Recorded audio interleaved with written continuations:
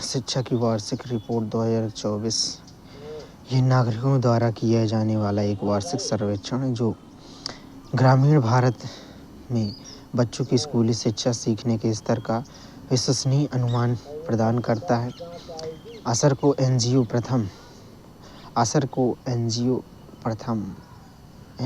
प्रथम नाम का एनजीओ द्वारा प्रकाशित किया जाता है। यह सर्वेक्षण 2005 से हर साल आयोजित किया जाता है। मुख्य तथ्य की बात करें 2016 में असर ने एक वैकल्पिक वार्षिक मॉडल पर स्विच किया जहां मूल असर देश के सभी ग्रामीण जिलों में सालाना की बजाय हर दूसरे वर्ष आयोजित किया जाता है। अंतराल के वर्षों में एक छोटा सर्वेक्षण आमतौर पर प्रति राज्य 1 से 2 जिले अन्य आयु समूहों और डोमेन पर केंद्रित होता है। मूल असर सर्वेक्षण 3 से 16 वर्ष की आयु के बच्चों के नामांकन को ट्रैक करता है और 5 से 16 वर्ष की आयु के बच्चों की बुनियादी पढ़ने और अंकगणित का आकलन करता है। असर स्कूल आधारित सर्वेक्षण के बजाय यह घर आधारित सर्वेक्षण है। इसके तहत उन सभी बच्चों को शामिल किया जाएगा जो स्कूल नहीं गए हैं या उन्होंने पढ़ाई छोड़ दी है, जो सरकारी स्कूलों, निजी स्कूलों, धार्मिक या अन्य प्रकार के स्कूलों में हैं। साथ ही वे जो मूल्यांकन के दिन स्कूल से अनुपस्थित रहे हैं। असर 2024 की मुख्य विशेषता क्या है कि महामारी के वर्षों के दौरान सरकारी स्कूलों में नामांकन की बड़ी उछाल आई। सरकारी स्कूलों में नामांकन 6 से 14 वर्षीय बच्चों का अनुपात 2018 में 65.6% से 2022 में 72.9% हो गया। यह संख्या 2024 में वापस 66.8% तक पहुंच जाएगी। ग्रामीण भारत में 2006 में निजी स्कूलों में नामांकन लगातार बढ़ रहा है। निजी स्कूलों में नामांकित 6 से 14 वर्ष के बच्चों का अनुपात 2006 में 18.7% से बढ़कर 2014 में 30.8% हो गया। 2018 में भी उसी स्तर पर रहा। इस रिपोर्ट में यह भी उल्लेख किया गया है कि न केवल महामारी के दौरान हुई सीखने की हानि से पूरी तरह उबर गया है, बल्कि कुछ मामलों में प्राथमिक कक्षाओं में सीखने का स्तर पिछले स्तरों से अधिक है। कक्षा 3 के उन बच्चों का प्रतिशत जो बुनियादी अंकगणित स्तर पर कम से कम घटाव कर सकते हैं 2024 में 33.7% था, जो 2022 में 25.9% से अधिक है। 2018 में महामारी पूर्व 28.2% से अधिक है। हालांकि निजी स्कूलों में लगभग 4% की वृद्धि देखी गई है। सरकारी स्कूलों में इस क्षेत्र में 7% की तीव्र वृद्धि देखी गई है। कक्षा 5 के बच्चों का प्रतिशत जो अब कक्षा 2 के स्तर पर पाठ पढ़ सकते हैं 2024 में 44.8% था, जो 2022 में 38.5% लगभग 2018 का 44.2% से मेल खाता है। हालांकि ये प्रतिशत अभी तक निजी स्कूलों में महामारी पूर्व स्तर तक नहीं पहुंचा है। 2024 में यह 59.3% था, जो 2022 में 56.8% था, लेकिन अभी भी 2018 में 65.1% से कम है। 14 से 16 आयु वर्ग के 82% से अधिक बच्चे स्मार्टफोन का उपयोग करना चाहते हैं, लेकिन उनमें से केवल 57% ही शैक्षिक उद्देश्य के लिए इसका उपयोग करते हैं। प्रारंभिक बाल्यावस्था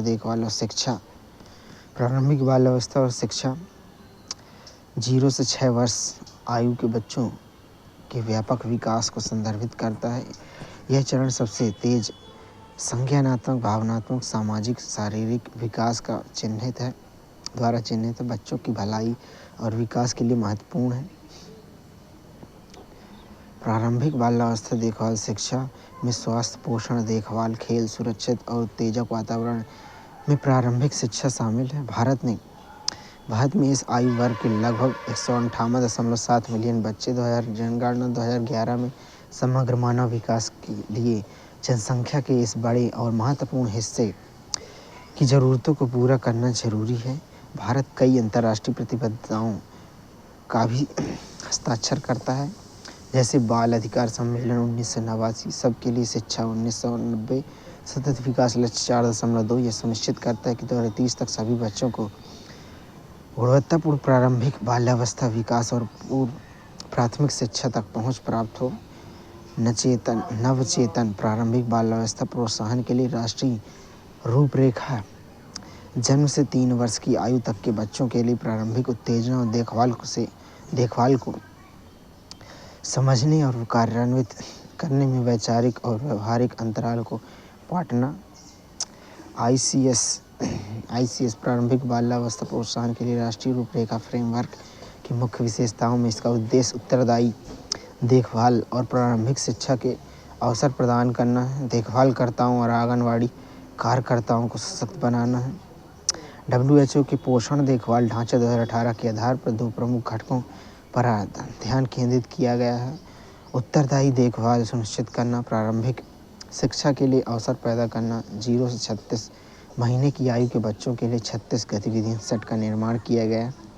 ज्ञान संबंधी विकास, सामाजिक भावनात्मक विकास, भाषा अर्जन, शारीरिक विकास, रचनात्मक अभिव्यक्ति, त्रिभाषा फार्मूला और NEP 2020 त्रिभाषा फार्मूला भारत में एक शैक्षिक नीति दिशा निर्देश है जो स्कूली छात्रों को 3 भाषाएं सीखने की सलाह देता है, जिसमें कम से कम 2 मूल भारतीय भाषाएं होनी चाहिए। इसका उद्देश्य बहुभाषी दक्षता, राष्ट्रीय एकीकरण, सांस्कृतिक और भाषाई विविधता के प्रति सम्मान को बढ़ावा देना है, जबकि नीति प्रारंभिक शिक्षा स्तरों पर शिक्षा के माध्यम के रूप में मातृभाषा या क्षेत्रीय भाषा के उपयोग को प्रोत्साहित करती है।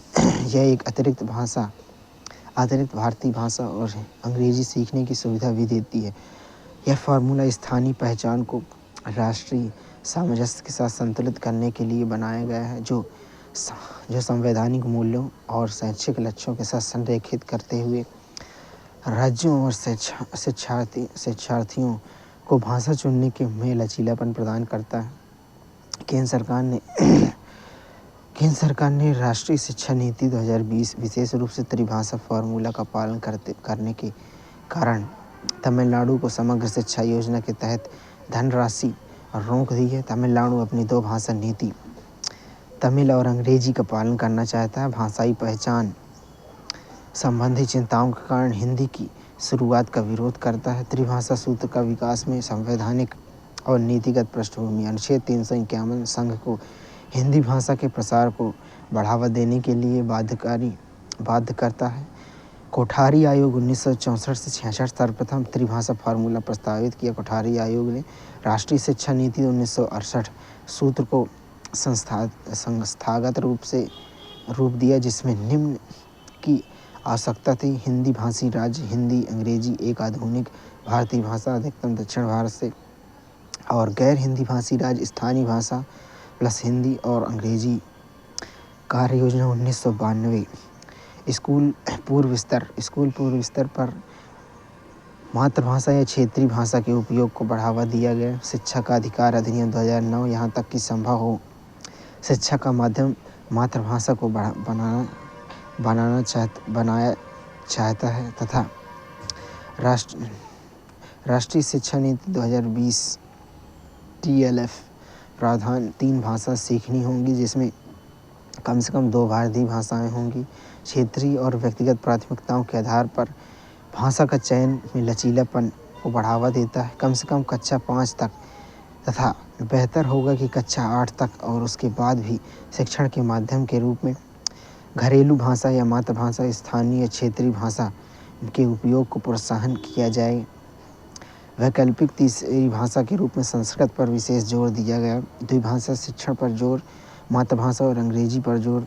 त्रिभाषा सूत्र का महत्व क्या है? शैक्षिक लाभ। यूनेस्को 2023 की रिपोर्ट के अनुसार भाषाएं मायने रखती हैं। बहुभाषी शिक्षा पर वैश्विक मार्गदर्शन में बेहतर शिक्षा परिणाम, संज्ञानात्मक विकास और शैक्षिक प्रदर्शन को बढ़ावा देता है। सामाजिक भावनात्मक अभिव्यक्ति की और बेहतर समग्र को प्रोत्साहित करता है। बढ़ी हुई समावेशिता, सांस्कृतिक और भाषाई विविधता का सम्मान करना चाहिए। हाशिए पर पड़े भाषाई समुदायों के लिए पहुंच को बढ़ाता है। शिक्षा व अभिभावकों की सहभागिता को मजबूत करता है। सामाजिक आर्थिक और सांस्कृतिक लाभ, सांस्कृतिक संरक्षण, क्षेत्रीय भाषाओं और स्वदेशी ज्ञान की सुरक्षा, एक राष्ट्रीय एकीकरण में विविधता में एकता को बढ़ावा देना, अंतर्राष्ट्रीय संचार और समझ को सुगम बनाता है। रोजगार और गतिशीलता, बहुभाषी दक्षता से नौकरी के अवसर बढ़ते हैं और शिक्षा कार्य के लिए प्रवासन बढ़ता है। उदाहरण के लिए स्विट्जरलैंड अपने GDP का 10% बहुभाषिकता को देता है।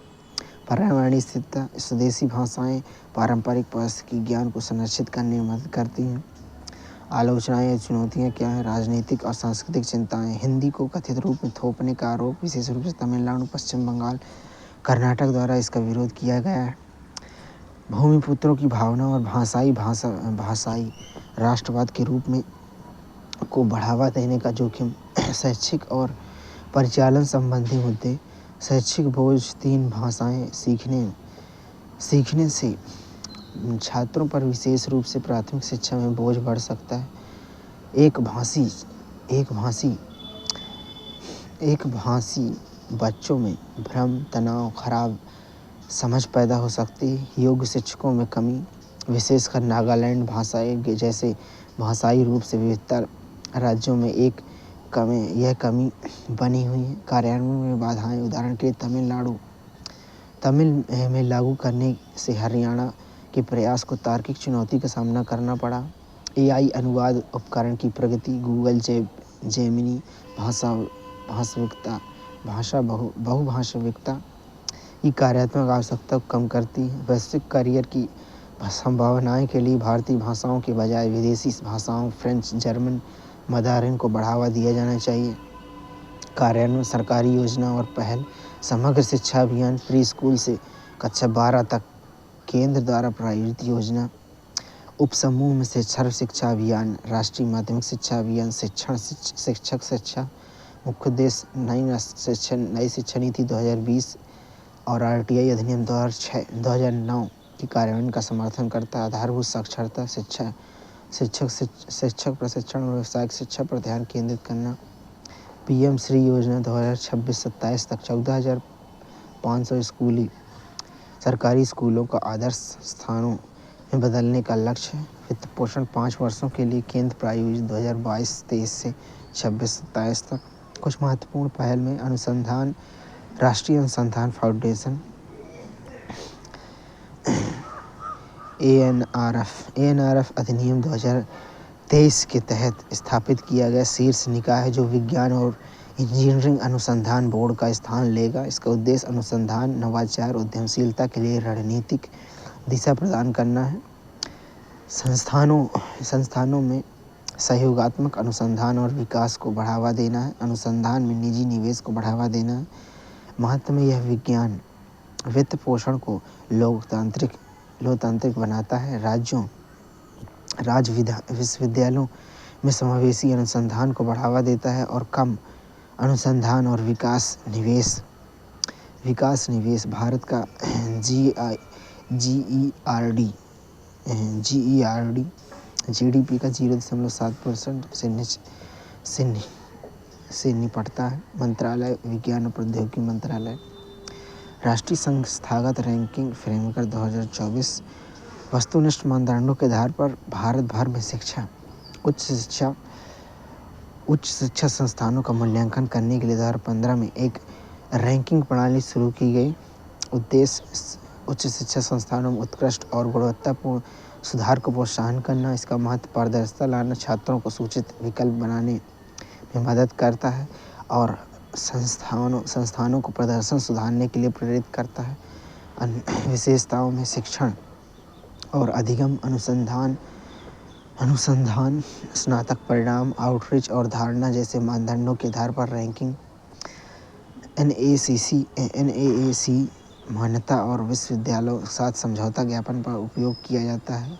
मंत्रालय शिक्षा मंत्रालय, एक राष्ट्र एक सदस्यता ONOS सभी भारतीय संस्थानों के लिए अकादमिक पत्रिकाओं और शोध डेटा तक मुफ्त पहुंच प्रदान करने के लिए एक केंद्रीय सदस्यता प्रणाली। उसका उद्देश्य शोध साहित्य तक न्याय संगत और सस्ती पहुंच सुनिश्चित करना है। इसका मत संस्थानों पर लागत का बोझ कम करना है। छोटे कॉलेजों और ग्रामीण विश्वविद्यालयों में शोध क्षमताओं में सुधार करना। विशेषतः भारतीय संस्थानों में शैक्षिक पत्रिकाओं और शोध डेटाबेस का समान और सस्ती पहुंच प्रदान करना। मंत्रालय शिक्षा मंत्रालय, राष्ट्रीय परीक्षण एजेंसी, उच्च शिक्षा के लिए प्रवेश परीक्षाएं NEET, JEE, CUET, UGC NET आयोजित करने के लिए 2017 में आयोजित एक स्वायत्त निकाय। इसका उद्देश्य निष्पक्ष, कुशल, पारदर्शी परीक्षाएं आयोजित करना है। इसका महत्व परीक्षाओं के दोहराव को कम करता है, परीक्षण प्रक्रिया में विश्वास पैदा करना और प्रवेश में गुणवत्ता आश्वासन सुनिश्चित करता है। विशेषता AI उपकरण, प्रश्न बैंक, अनुकूली परीक्षण और बहुभाषी प्रारूपों का उपयोग करता है। CBT मोड में परीक्षा आयोजित करता है। चुनौतियां क्या है? तकनीकी गड़बड़ियां, भाषाओं के मानकीकरण और परीक्षा का तनाव। शिक्षा मंत्रालय के तहत है। PM विद्या लक्ष्मी योजना, शिक्षा ऋण आवेदनों और छात्रवृत्ति तक पहुंच को सरल बनाने के लिए 2015 में एक डिजिटल पोर्टल लॉन्च किया गया है। इसका उद्देश्य शिक्षा ऋण और वित्तीय योजनाओं के लिए छात्रों को एकल खिड़की पहुंच प्रदान करना। इसका महत्व शिक्षा में वित्तीय समावेशन को बढ़ाता है, पारदर्शिता में सुधार करता है और अनौपचारिक ऋण पर निर्भरता को कम करता है। विशेषतः 45 से अधिक बैंकों में जुड़ा हुआ है। छात्र एक साथ कई बैंकों में आवेदन कर सकते हैं। सरकारी छात्रवृत्ति योजनाओं के बारे में जानकारी प्रदान करता है। वित्त मंत्रालय, शिक्षा मंत्रालय और भारतीय बैंक समूह के समन्वय में UGC ड्राफ्ट, UGC और PG अनुदान दिशा निर्देश न्यूनतम मानक विनियमन 2024 जारी किए गए। UGC ड्राफ्ट प्रस्ताव सारांश। UGC अधिनियम 1956 के अनुसार नई शिक्षा नीति 2020 के अनुरूप UGC ने उच्च शिक्षा में वैश्विक प्रतिस्पर्धात्मकता, समावेशिता और लचीलेपन को बढ़ाने के लिए सुधारों का प्रस्ताव दिया है। मुख्य प्रावधान में द्विवार्षिक प्रवेश। उच्च शिक्षा संस्थान वर्ष में 2 बार छात्रों को प्रवेश दे सकते हैं। विषय लचीलापन, छात्र प्रवेश परीक्षा के आधार पर अपनी 12वीं कक्षा की स्ट्रीम की परवाह किए बिना किसी भी विषय का चयन कर सकते हैं। पूर्व शिक्षा की मान्यता, मूल्यांकन के माध्यम से निर्धारित अनौपचारिक शिक्षा के आधार पर प्रवेश। क्रेडिटिंग संरचना, 50% क्रेडिट मुख्य अनुसंधान में और 50% कौशल आधारित पाठ्यक्रम और प्रशिक्षु से। डिजिटल शिक्षा, ई-लर्निंग, अच्छी गुणवत्ता वाली डिजिटल सामग्री की बढ़ती ज़रूरत को समझते हुए सरकार ने ई-लर्निंग सामग्री योगदान आमंत्रित करने के लिए विद्यादान 2.0 लॉन्च किया है। ई-शिक्षा, यह इंटरनेट के जरिए शैक्षिक जानकारी देने की एक विधि है। यह ई-बुक, CD, वेबिनार और अन्य जैसे विभिन्न चैनलों के जरिए ज्ञान साझा करने की प्रक्रिया है। यह लचीला और स्वगतिशील और दूरस्थ शिक्षा के लिए उपयुक्त है। ई-शिक्षा ने छात्रों को दी जाने वाली चॉक और बोर्ड शैली की पारंपरिक पद्धति में क्रांति ला दी है। लाभ की बात करें तो सुविधा और लचीलापन। शिक्षक अपने पसंदीदा समय में कहीं भी पढ़ा सकते हैं और छात्र कहीं भी और कभी भी पढ़ सकते हैं। प्रभावी शिक्षण, स्कूली शिक्षा में सभी स्तरों पर ई-लर्निंग को लागू करने से यह सुनिश्चित करने में मदद मिली कि विद्यार्थी तीव्र गति से पाठों को पर्याप्त रूप से समझ सकते हैं। अनुशासित शिक्षण की दृश्य श्रव्य पद्धति अनुशासित शिक्षण वातावरण की ओर ले जाती है। इसमें शिक्षक और छात्रों के बीच प्रभावी सहभागिता होती है, लागत प्रभावी, समय और धन की बचत होती है तथा परिवहन लागत कम हो जाती है। पर्यावरण अनुकूल, पारंपरिक शिक्षा की तरह कागजात की ज़रूरत नहीं है, इसलिए यह पर्यावरण अनुकूल है। वैश्विक स्तर की शिक्षा यूटर्न्स विभिन्न भाषाओं, विभिन्न समय क्षेत्रों के लोगों और ऑनलाइन शिक्षा प्रदान कर सकता है। और अधिक जुड़ाव डिजिटल लर्निंग पारंपरिक शिक्षा की तुलना में अधिक आकर्षक अनुभव करता है। डिजिटल लर्निंग के माध्यम से एक कोर्स को इस तरह से डिज़ाइन किया जा सकता है जो कि यह मल्टीमीडिया के उपयोग के माध्यम से इंटरैक्टिव और मज़ेदार बन जाए। चुनौतियाँ क्या है? माता पिता, शिक्षक और छात्रों की डिजिटल निरक्षरता, टैबलेट, लैपटॉप आदि इलेक्ट्रॉनिक गैजेट की असमर्थता, गांव और दूर दराज के क्षेत्रों में इंटरनेट कनेक्टिविटी। चुनौतियों में स्थानीय भाषाओं में सामग्री का अभाव, रसायन विज्ञान और व्यवहारिक विषयों की ई लर्निंग की सीमाएँ, शिक्षकों की अपरिचितता और परिवर्तन के प्रति प्रतिरोध है। सरकारी पहल में स्वयं युवा महत्वाकांक्षी मस्तिष्क